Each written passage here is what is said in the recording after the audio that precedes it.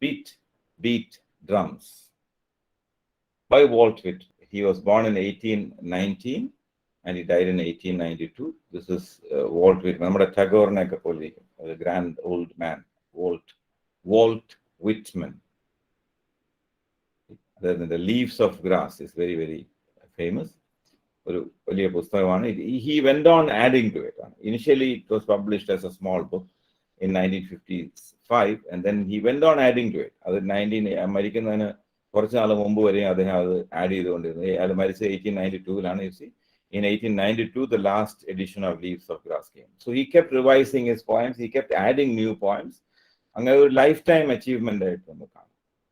So that is അമേരിക്കയുടെ ഒരു American കവിയാണ്. But he is considered A world poet. നമ്മുടെ ടാഗോറിനെയൊക്കെ പോലെയാണ്. ഒരു ബിയോണ്ട് ബൗണ്ടറീസ് ഉള്ള ഒരു മനുഷ്യനാണ്. അതാണ് വാൾട്ട് വിറ്റ്മാൻ. അദ്ദേഹത്തിന്റെ ജീവിത കാലഘട്ടം ടോട്ടലി 19th century അങ്ങനെ നിറഞ്ഞു നിന്ന ഒരു മനുഷ്യനാണ് Walt Whitman. The name of the poem that we have to study is Beat Drums. The poem is, this is an anti-war poem എന്ന് വേണമെങ്കിൽ പറയാം. പക്ഷെ വലിയ യുദ്ധങ്ങളൊന്നും കണ്ടിട്ടില്ല.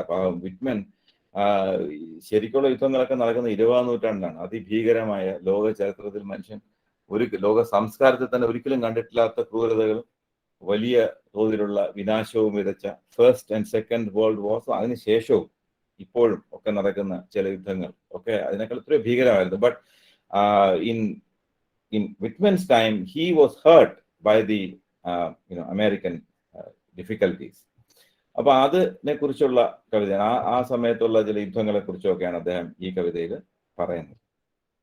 അപ്പോൾ യുദ്ധത്തെ കുറിച്ചാണ്. യുദ്ധം ഒരു not something good for people, ഒരു സമാധാന ജീവിതത്തെ ഹനിക്കുന്ന. Beat drums, blow bugles, blow through the windows, through doors, burst like a ruthless force. ഏത് വിൻഡോസ് ആണ്, ഏത് ഡോസ് ആണ്?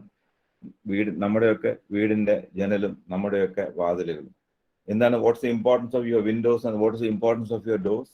Your doors and windows keep you safe inside your home. And when there is a war, you no longer is safe. Nobody is safe. The war will come knocking at your door. For violence ne patti poduve venengil namukku parayam. So when there is uncontrolled violence, then you are not safe inside your house. Through the windows, through doors, burst like a ruthless force into the solemn church and scatter the congregation. Into the school where the scholar is studying, leave not the bridegroom quiet. No happiness must he have now with his bride, nor the peaceful farmer any peace, plowing his field or gathering his grain.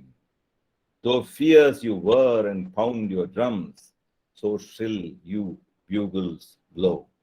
So he is invoking a picture of disturbance, of violence, where nobody is allowed to be peaceful. You are not allowed to worship inside the church. The congregation is scattered. Congregation means who have gathered. Congregation means a gathering and an. So people who have congregated within the church is the congregation. ഒരർത്ഥത്തിൽ. പിന്നെ ഒരു പള്ളിയുടെ അംഗങ്ങളെ മുഴുവനും ചേർത്തിട്ട് സഭ എന്ന അർത്ഥത്തിലും കോൺഗ്രിഗേഷൻ എന്ന് നമ്മൾ പറയും. ഇന്ന് അതാണ് വാസ്തവാർത്ഥം. ഇദ്ദേഹം ഉദ്ദേശിച്ചിരിക്കുന്നത് ആ അർത്ഥത്തിലുമാണ്. അതേസമയം the people who have congregated. To congregate means to come together. So you can say that a few dogs have congregated outside my house. നമ്മുടെ നാട്ടിൽ ഈ ധാരാളം തെരുവ് നായ്ക്കളുണ്ടല്ലോ. അപ്പോൾ കുറെ തെരുവ് നായ്ക്കളെ കൂടെ ഒരുമിച്ച് വന്നാൽ you can say that they have congregated. Some crows have congregated. Some children have congregated. എന്നൊക്കെ വേണമെങ്കിൽ നമുക്ക് പറയാം. പക്ഷെ ഇന്ന് ആ വാക്ക് ആ അർത്ഥത്തിൽ അധികം ഉപയോഗിക്കാറില്ലെന്നേ ഉള്ളൂ. But you can use it if you want. So congregate means to come together. But here, the people sitting inside the church to worship. So they are disturbed. The schools are disturbed where the scholars are not allowed to study peacefully. The bridegroom, വിവാഹിതരായിട്ടുള്ള ആൾക്കാർക്ക് സമാധാനമില്ല. The farmer who is trying to, produce food for himself and for others, everybody is disturbed. So first stanza is that. Second stanza, beat drums, blow, bugles, blow. Over the traffic of cities, over the rumble of wheels in the streets, are beds prepared for sleepers at night in the houses? No sleepers must sleep in these beds, those beds. No bargainers bargains for by day. No brokers or speculators. Would they continue? The bargainers, brokers, speculators, ഇതെല്ലാം business ഉദ്ദേശിക്കുന്നു. You bargain in your market. വില പേശുന്നതിനാണ് bargain എന്ന് പറയുന്നത്. So that is an indication of the market where the routine matters. People, traveling through the streets, rumble of the wheels, and people who try to be peaceful in their homes, trying to sleep in their homes, they are not allowed to sleep in the beds. No sleepers must sleep on those beds. They are disturbed by the drums. Drums are symbols of the violence of war. The bargainers are not bargaining. Brokers and speculators എന്നൊക്കെ പറയുന്നത് share മാർക്കറ്റിലുള്ള ആൾക്കാരാണ്. അവരുടെ generally ബിസിനസിന്റെ ഭാഗമാണ്. Would the talkers be talking? Would the singer attempt to sing? Would the lawyer rise in the court to state his case before the judge?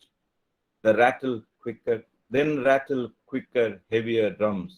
You bugles, wilder blow. The second takes life to another level. പലതരത്തിലുള്ള ജീവിതം തന്നെയാണ് വീണ്ടും പോകുന്നത്. കോടതിയിൽ വാദിക്കാൻ ശ്രമിക്കുന്ന advocate. Everybody is disturbed. All aspects of life are disturbed by the sounds of war. Beat, beat drums, blow, bugles blow. Make no parley, stop for no expostulation. Mind not the timid, mind not the weeper or prayer. Mind not the old men beseeching the young men. Let not the child's voice be heard, nor the mother's entreaties. Make even the trestles to shake the dead where they lie awaiting the hearses. So strong you thumb, O terrible drums, so loud you bugles blow. Right. This is a poem. Looking at it from the literal sense, it is more or less about the disturbing aspect of war.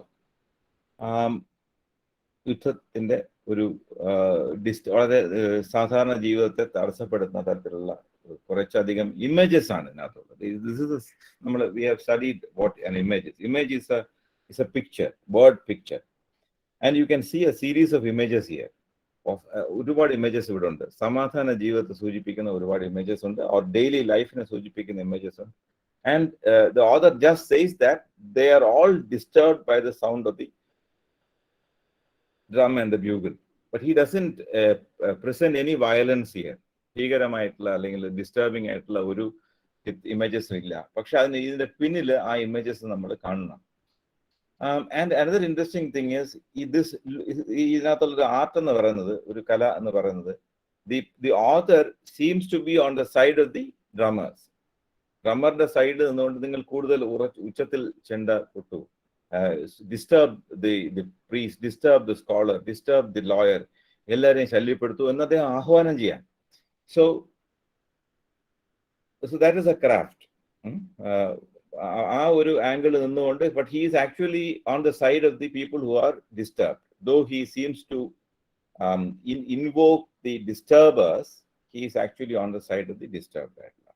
Then, but ആ angle നോക്കുമ്പോൾ ഈ കവിതയ്ക്ക് വേറൊരു സൂചന എനിക്ക് തോന്നുന്നുണ്ട്. One is, he is ഒരു വിപ്ലവത്തിന്റെ കാഹളം ആയിട്ട് വേണമെങ്കിൽ നമുക്ക് ഇതിനെ കാണാം.